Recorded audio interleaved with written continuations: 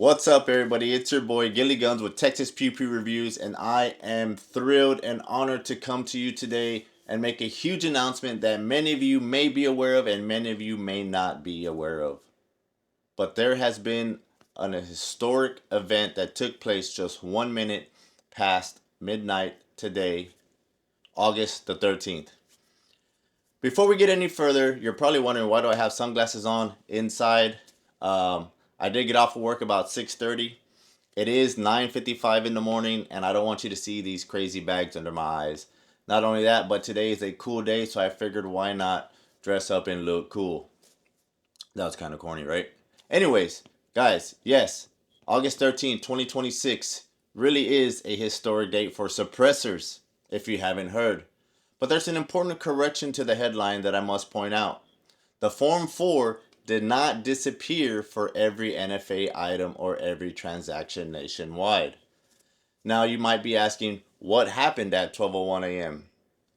Well, today at 12:01 a.m. Central, today something that essentially had not legally happened since the National Firearms Act was enacted in 1934.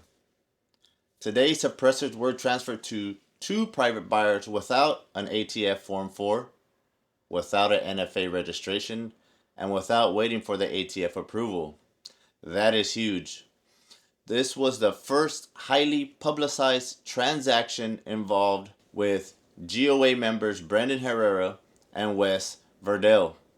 They purchased suppressors through Silencer Shop under the protection of the federal injunction.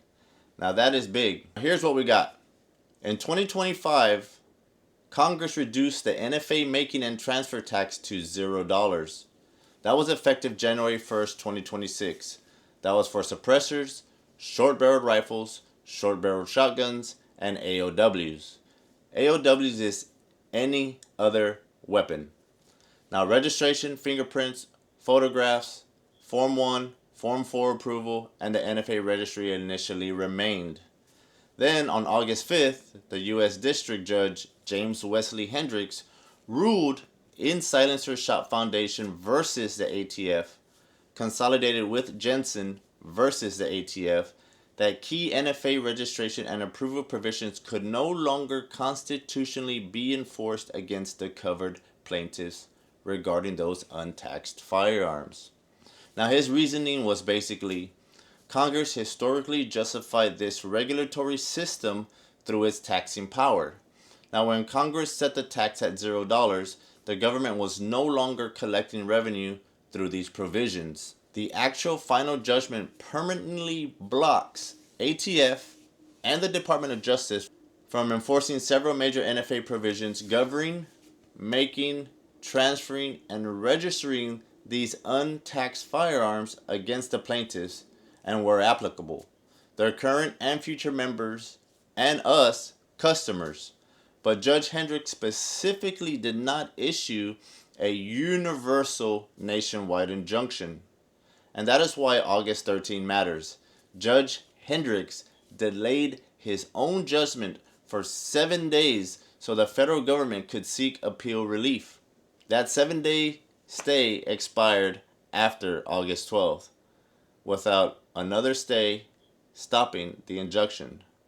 So it became operative today. So the practical situation right now is, for suppressors, Silencer Shop says covered suppressor transfers in its 27 free states, including Texas, now use the ordinary dealer background check process, which means no Form 4, no fingerprints, no ATF approval, no FAA registry entry, and no FAA wait. That was a big one. I was tired of waiting 5, 7, even 14 days to get approved for my suppressor. Now, a normal firearm background check still applies, but if you have a concealed carry license or a license to carry, it makes it that much smoother. As for AOWs, which is any other weapon, Silencer Shop is also implementing no Form 4 transfers for covered AOW transactions, although the court's AOW relief differs between the two sets of plaintiffs. As for SBRs and SBS, if you're not too familiar, SBR is short-barreled rifle, SBS is short barreled shotgun. Now, this is where social media headlines are getting a little bit ahead of themselves. Although the court struck the challenge NFA provisions as applied to these untaxed firearms, retail SBR and SBS transfers still have a separate Gun Control Act issue. Silencer Shop currently says SBRs and SBSs will require Form 4 approval for dealer transfers.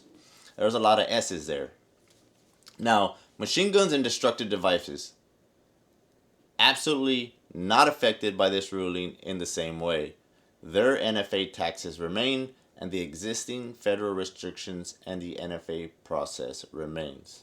So keep that in mind if you're looking to purchase a PEWPEW. This is not that NFA was replaced or repealed. The statute still exists.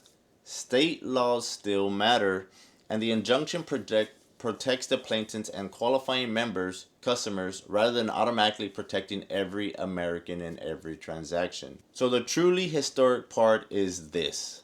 Yesterday, even with the $0 tax, buying a suppressor still meant asking the ATF for permission, submitting a Form 4, fingerprints, photos, entering the suppressor into the NFRTR, and waiting for approval.